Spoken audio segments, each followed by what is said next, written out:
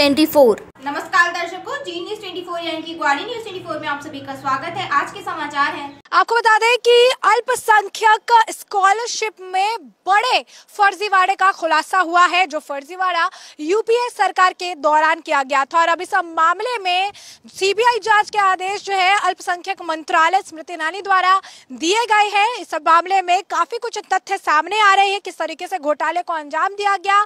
22,000 करोड़ का ये बड़ा घोटाला है, जिसमें अब सीबीआई इस मामले को लेकर जांच कर रही है। और यूपीए सरकार के द्वारा 2007 से 2008 के दौरान भी कई सारे इससे जुड़े मामले सामने आए हैं। कई सारे संस्थान हैं जो पेपर पर है लेकिन असलियत पर नहीं है। और ऐसे में ऐसे आप कह सकते हैं संस्थानों के जरिए, फर्जीवाड़े के जरिए इतना बड़ा एक घोटाला है जिसे अंजाम दिया गया है, जिसे विपक्ष मोदी सरकार पर मढ़ रही है, लेकिन इसकी असलियत कुछ और है। ऐसे में अब इस पूरे मामले पर चर्चा करने के लिए हमारे साथ मौजूद है वरिष्ठ पत्रकार अजय पत्रकार जी। देखिए, बहुत बड़ा घोटाला है और ये घोटाला 2007-2008 से चल रहा है। दूसरी आपको बता दें, कांग्रेस ने अपने मैनिफेस्टो में हर बार इस चीज़ का उपयोग किया कि हम अपने अल्पसंख्यक आयोग के उसमें अल्पसंख्यक मंत्रालय में इतना फाइनेंस करते थे। 2003 से लेके 2014 तक इन्होंने अपनी हुकूमत में किया और ये घोटाले भी उसी समय के हुए। और जहाँ जहाँ घोटाले हुए हैं वहाँ पर विपक्ष को, कांग्रेस को, उधर टीएमसी को और असम में उसको विपक्ष की पार्टी को, उनको ही सबसे ज़्यादा वोट मिले और वहीं उन्हीं के राज्यों में जहाँ से उनके सांसद और विधायक हैं। सबसे बड़ी बात ये, अब आप देखिए कितना बड़ा ये फर्जीफिकेशन है कि फेक स्टूडेंट, फर्जी इंस्टीट्यूट, फेक अधिकारी, अल्पसंख्यक मंत्रालय ने कैसे पकड़ा है ये स्कॉलरशिप की स्कीम का इतना बड़ा घोटाला। एक तो सबसे पहले हम अल्पसंख्यक मंत्रालय को धन्यवाद देते हैं जिसने 10 जुलाई 1923 को अल्पसंख्यक मामलात मंत्रालय ने डायरेक्ट आधिकारिक तौर पे एफआईआर की। और दूसरा क्या किया कि स्मृति ईरानी ने क्या किया कि इसको जांच सीबीआई को दे दी, 34 राज्यों के 100 डिस्ट्रिक्ट की। दूसरा, और जो इसमें काफ़ी वैसे मामले हैं उनका जो है बाकी संस्थानों की जांच मंत्रालय अपने स्तर पर कर रहा है। अगर कोई गड़बड़ी आती है तो उन्हें भी सीबीआई को सौंप दिया जाएगा, ये स्मृति ईरानी ने बताया। इतनी बड़ी ट्रांसपेरेंसी रही कि वो विभाग करेगा, अगर उसमें भी कोई अगर बड़ी गड़बड़ी हुई तो उस पर वो कर देंगे। दूसरी आपको बताना है कि ये इतना बड़ा, इतने हाई लेवल का घोटाला है कि गलत आधार पे मोबाइल नंबर संस्थान के गलत नाम से इस्तेमाल करके करोड़ों रुपए का गबन किया गया, करोड़ों।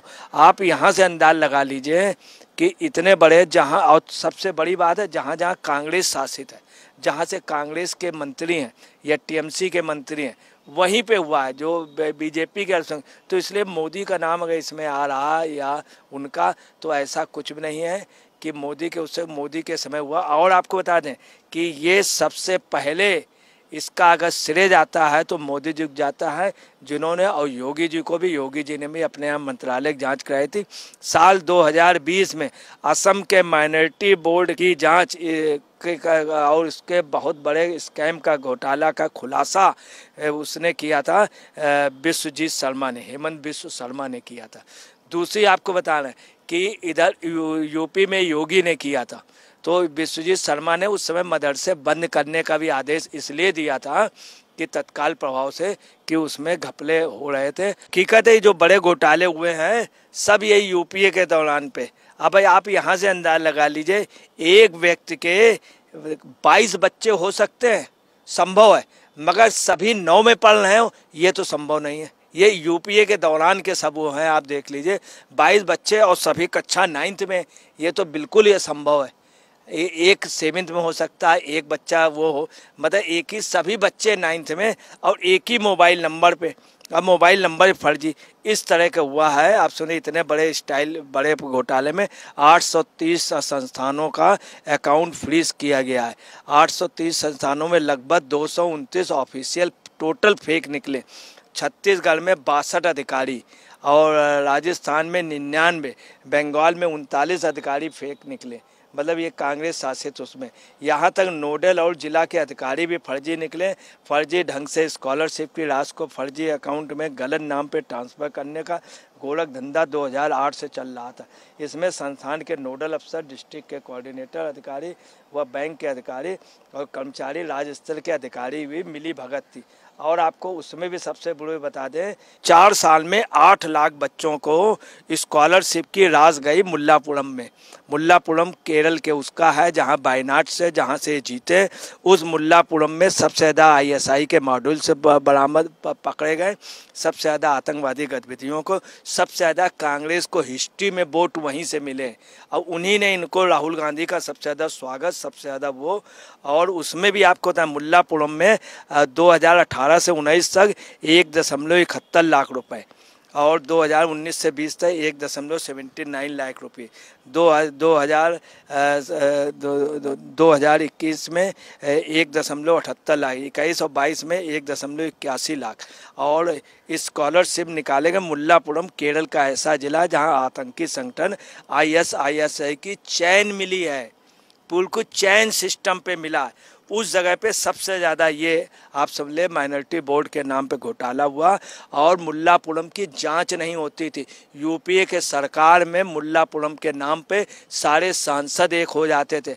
उस समय चिदम्बरम के पास इनकी जांच आई थी, एंटोनी के पास जांच आई थी और गृह मंत्रालय के पास आई थी। सोनिया जी से इस पर बहस हुई थी और उनसे मनमोहन सिंह जी से, मगर उनके लिए मनमोहन सिंह भी तैयार नहीं होते थे, चूँकि स्पेशल आदेश था सोनिया जी और राहुल का कि मुल्लापुरम के प्रति हमेशा सिंपैथी रही है राहुल गांधी के बचपने से लेके अभी तक।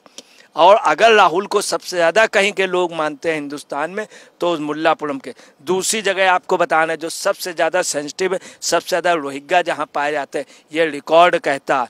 और UPA के दौरान सबसे ज़्यादा जहाँ पे रोहिंग्या आए हैं वो असम के नौगांव क्षेत्र में। उस नौगांव क्षेत्र में 2 ही जगह सबसे बड़े, मुल्लापुरम में और यहाँ पे मिला।